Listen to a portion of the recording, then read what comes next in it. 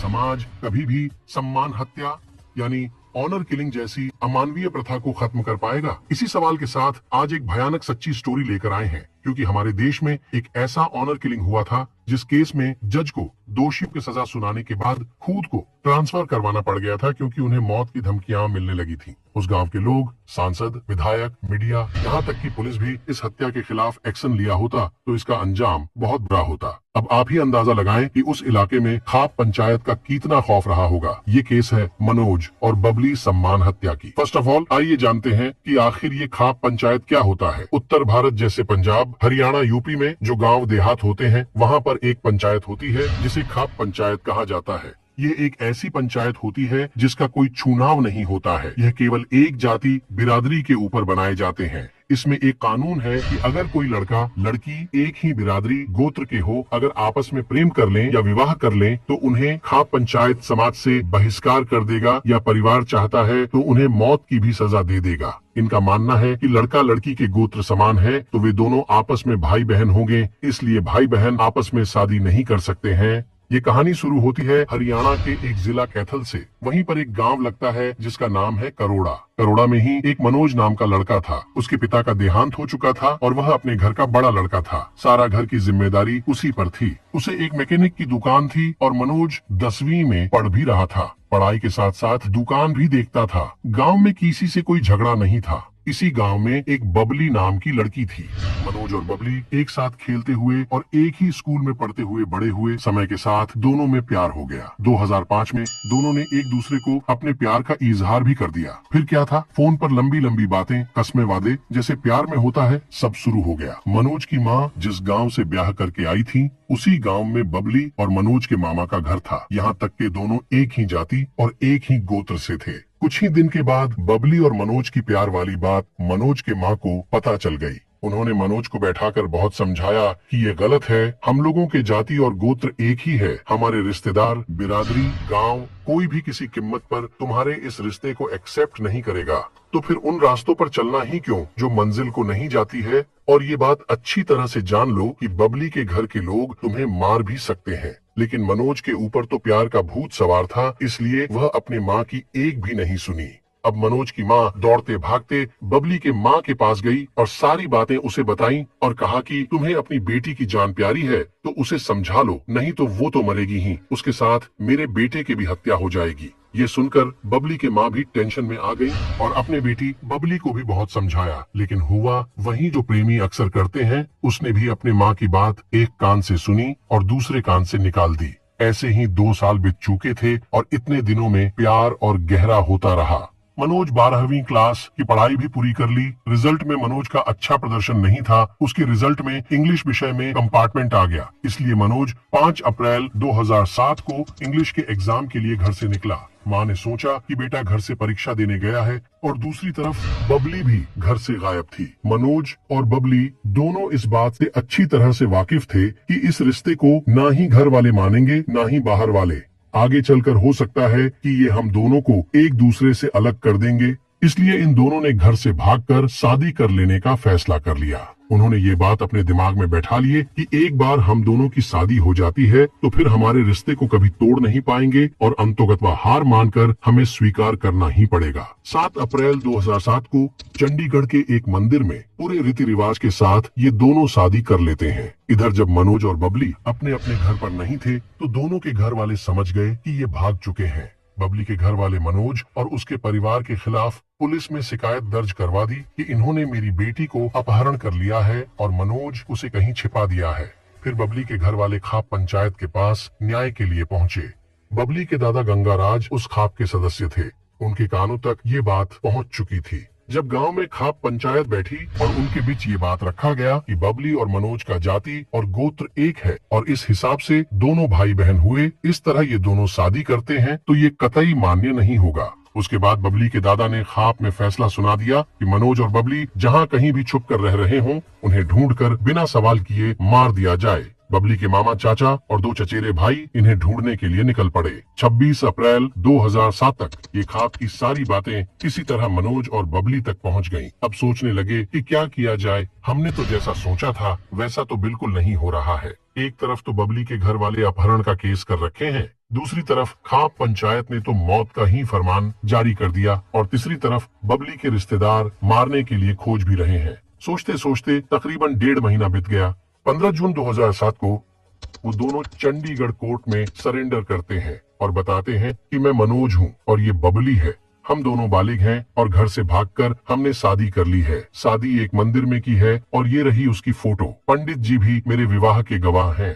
Court ने उनसे पूछा तो फिर दिक्कत क्या है। मनोज ने कहा कि बबली के घर वाले मुझ पर और मेरे परिवार पर अपहरण का केस लगाया है। इसके बाद बबली इशारा पाते ही बोली कि हम दोनों अपने मर्जी से घर से भागे हैं। हम एक दूसरे से प्यार करते हैं और शादी भी कर ली है। हम सिर्फ साथ में रहना चाह रहे हैं।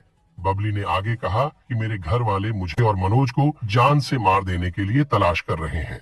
कोर्ट ने परिस्थिति को समझते हुए इनके शादी को कानूनी मान्यता दे दिया। फिर इनके सुरक्षा के लिए पुलिस प्रशासन को आदेश दिया कि 5 पुलिस वाले अपने हथियार के साथ इनकी सुरक्षा करेंगे। कोर्ट के इस फैसले से बबली और मनोज बहुत खुश थे। अब इनको लगने लगा कि कोर्ट, कानून और पुलिस सब इनके साथ है तो डरने की कोई बात नहीं। अब दोनों मन बना लेते हैं कि हमें अपने गांव जाकर बड़े बुजुर्गों से आशीर्वाद लेना चाहिए। यहीं पर दोनों ने गलती कर दी क्योंकि खाप पंचायत के सामने पुलिस की भी नहीं चलती है। अब ये बेफिक्र होकर दोनों कैथल को जाने वाली बस पर बैठ जाते हैं। उसी बस में वो 5 पुलिस वाले भी बैठे हुए थे। जैसे जैसे बस आगे चलते जाती एक एक करके पुलिस वाले बस से उतरने लगे। कुरुक्षेत्र तक सारे पुलिस वाले उतर चुके थे। इसके आगे एक पिपली बस स्टैंड था। वहां आते आते मनोज और बबली समझ चुके थे कि कुछ तो गड़बड़ है और वहीं से वापस लौट जाने का फैसला करते हैं। पिपली बस स्टैंड पर उतर जाते हैं और वहीं किसी फोन बूथ से मनोज अपने माँ को फोन करके सारी बातें बताता है। इसके आगे बताता है कि माँ, मैं गांव आ रहा था, लेकिन जो कोर्ट ने मेरे सुरक्षा में 5 पुलिस वाले लगाए थे वो सब कहीं चले गए, इसलिए अब गांव नहीं आकर दिल्ली जा रहे हैं। जब सब कुछ सामान्य हो जाएगा तो फिर हम लोग वापस लौट आएंगे। इसके बाद मनोज ने बबली से अपने माँ की बात भी कराई। बबली ने एक लाइन में ही कहा कि हमने आपके बेटे से शादी कर ली है, क्या आप इस रिश्ते को स्वीकार करेंगी? इस पर मनोज की माँ ने कहा, जो हो गया उसे बदला नहीं जा सकता, उसको मानना ही पड़ेगा। बस तुम दोनों अपना ध्यान रखना और जल्दी से अपने घर लौटने की कोशिश करना। माँ के ये बातें सुनकर इन दोनों के सीना चौड़ा हो गया और बहुत खुश हुए। अब पिपली से दिल्ली जाने वाली बस पर बैठ गए। किसी खबरी ने बबली के घर वालों को खबर दे दी कि मनोज और बबली दोनों दिल्ली जाने वाली बस में बैठे हैं। अब क्या था, गुस्से में जल रहे ये घर वाले उस ओर चल दिए।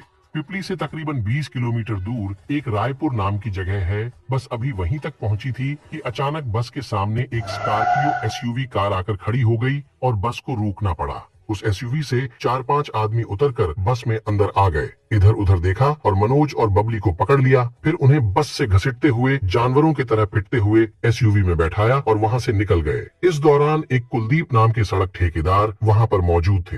ये सब होते हुए अपने आंखों से देख रहे थे। उन्होंने गाड़ी का नंबर और गाड़ी के ड्राइवर को अपने ज़हन में उतार लिया। जब ये सब लोग वहां से चले गए तो वह ठेकेदार ने कॉल करके पुलिस में सारी बातें बताईं। इधर स्कॉर्पियो एसयूवी में बैठे लोग मनोज को बुरी तरह पिटे जा रहे थे। उसके बाद गाड़ी को एक सुनसान इलाके में, जहां एक झोपड़ी थी, वहां लेकर गए। मनोज और बबली को रस्सी में बांधकर उस झोपड़ी में बैठा दिए। फिर ये 5 आदमी मिलकर बबली को बुरी तरह से पिटने लगे। उसे जहर पिलाने की कोशिश करने लगे। जब उसने पीने से इनकार कर दिया तो उसे और मारा। उसका जबरदस्ती गला घोंटकर निर्मम हत्या कर दी। ये सब कुछ मनोज की आंखों के सामने हो रहा था। आप अंदाजा लगा सकते हैं कि मनोज के ऊपर उसको क्या बीत रही होगी। अब नंबर था मनोज का, उसे भी जी भर के पिटा। जब मारते मारते थक गए तो उसे एसयूवी कार के पीछे रस्सी में बांधकर घंटों घसीटा। इसके बाद उसे भी गला घोंटकर शांत कर दिया। फिर मनोज और बबली के शव को गाड़ी में डालकर एक नाले में फेंक दिए। 9 दिन के बाद 23 जून 2007 को कैथल से कुछ दूर नाले में 2 लोगों के लाश बुरी हालत में मिली। उनका चेहरा पहचान में नहीं आ रहा था, इसलिए पुलिस ने मनोज के शर्ट और बबली के पायल पहचान के लिए रख लिया, ताकि कोई भी अपने बच्चों के गुमशुदगी की रिपोर्ट करने आए तो उनसे पूछा जा सके। इसके बाद पुलिस आसपास के पुलिस थानों से जानकारी जुटाने लगी। तब इन्हें पता चला कि किसी ने अपहरण के केस किया हुआ है और एक लड़का और एक लड़की को मारपीट कर एसयूवी में ले जाने की बात बताई है। फिर उस सड़क ठेकेदार कुलदीप को बुलाया गया और लाश की पहचान हो गई। ठेकेदार ने एसयूवी का नंबर और एसयूवी के ड्राइवर के हुलिया वगैरह बता दिया। पुलिस ने एसयूवी ड्राइवर को पकड़ लिया। अब जांच पड़ताल शुरू हुई। जांच में पता चला कि बबली और मनोज की हत्या करने में बबली के मामा, चाचा, दोनों भाई और एक चचेरे भाई शामिल रहे थे।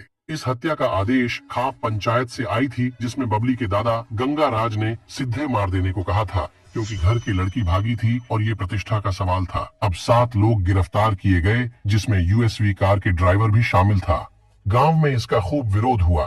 मनोज के परिवार पर केस वापसी करने का दबाव बढ़ने लगा। अलग अलग तरीके से धमकियां भी दी जाने लगी।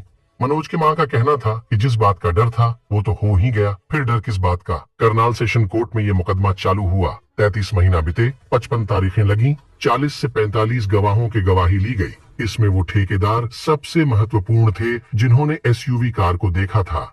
एसयूवी के अंदर मनोज के शर्ट के टूटे हुए बटन मिले थे। बबली के भी कुछ चीजें पाई गई थीं, जिससे साबित हुआ था कि एसयूवी में मनोज और बबली को बैठाया गया था। 29 मार्च 2010 को 5 लोगों को फांसी, गंगाराज को उम्र कैद और यूएसवी ड्राइवर को 7 साल की सजा सुना दी गई। जिस महिला जज ने यह फैसला दिया था, उन्हें जान से मारने की धमकियां मिलने लगी, जिसके बाद उन्हें अपनी ट्रांसफर करवाकर पंचकुला जाना पड़ा था। गांव के लोग चक्का जाम करने लगे, हाईवे ब्लॉक करने लगे। पुलिस उस गांव में जाने से भय खाती थी। कोई मीडिया इनके खिलाफ रिपोर्ट नहीं बनाती थी। विधायक और सांसदों इन खापों के खिलाफ हो गए तो ये समझ लीजिए कि फिर वो कभी चुनाव ही नहीं जीत पाएंगे। जान का खतरा जो रहेगा वो अलग। मनोज के घर वालों को सामाजिक बहिष्कार कर दिया गया। राशन, पानी, बिजली सब बंद कर दिया गया था। उस गांव के प्रभावशाली लोगों का कहना था, जो भी गांव का आदमी इनसे बात करेगा, इनसे कोई सामान बेचेगा या खरीदेगा, अपने गाड़ी में बैठाएगा, उस पर 25,000 रुपए का जुर्माना लगेगा और साथ में उसका भी हुक्का पानी बंद होगा। मनोज के परिवार से समझौता करने की कोशिश की गई। मुंह मांगे पैसा और जगह, जमीन देने की लालच भी दी गई और साथ में धमकी भी दी गई कि नहीं माने तो याद रखो तुम्हारे पास 2 बेटियां भी हैं। बड़ी बेटी पुलिस में ट्रेनिंग कर रही थी और इसी बीच बबली के घर वाले बड़ी बेटी को मारने के लिए किसी क्रिमिनल को कंट्रैक्ट दे दी। खुशकिस्मती थी कि उनकी जान बच गई। इस कहानी में असली खलनायक थे गंगाराज, जिन्हें उम्र कैद हुई थी। कायदे से तो उन्हें फांसी होना चाहिए था, क्योंकि पंचायत में उन्होंने ही मौत का फरमान जारी किया था। इसलिए मनोज का परिवार हरियाणा हाई कोर्ट चला गया। एक तरफ गांव वालों से 10-10 रुपये चंदा वसूला गया ताकि इस केस को आगे लड़ा जा सके। बबली के घर वाले भी अपने लड़कों को बचाने के लिए हरियाणा कोर्ट चले गए। 2010 में ही इसका फैसला आ गया, जिसमें फांसी वालों को उम्र कैद कर दिया गया। दादा और ड्राइवर के खिलाफ कोई गुनाह साबित नहीं हो सका। जब ये केस करनाल सेशन कोर्ट में चल रहा था, तब उन भागे हुए 5 पुलिस वालों को भगोड़ा घोषित किया गया था, जिनमें से एक को नौकरी से हाथ धोना पड़ा और बाकी 4 को छोटी मोटी सजा हुई थी। सुप्रीम कोर्ट ने भी हाई कोर्ट को सही माना और 5 हत्यारों को उम्र कैद और दादा गंगाराज और यूएसवी ड्राइवर बरी हो गए। इसी केस के बाद सेंट्रल गवर्नमेंट जागी और इन खाप पंचायतों को गैर कानूनी घोषित कर दिया और यह व्याख्या किया गया कि एक संवैधानिक देश में कोर्ट ही फैसला कर सकती है। आज भी उत्तर भारत में गांवों में खाप पंचायत पूरे दमखम के साथ चल रही है। आज के लिए इतना ही। आप कमेंट में अपना राय रखें। इस वीडियो को लाइक जरूर कीजिए। चैनल पर नए हैं तो सब्सक्राइब करें। यहाँ तक आप मेरे साथ रहें, इसके लिए बहुत बहुत शुक्रिया।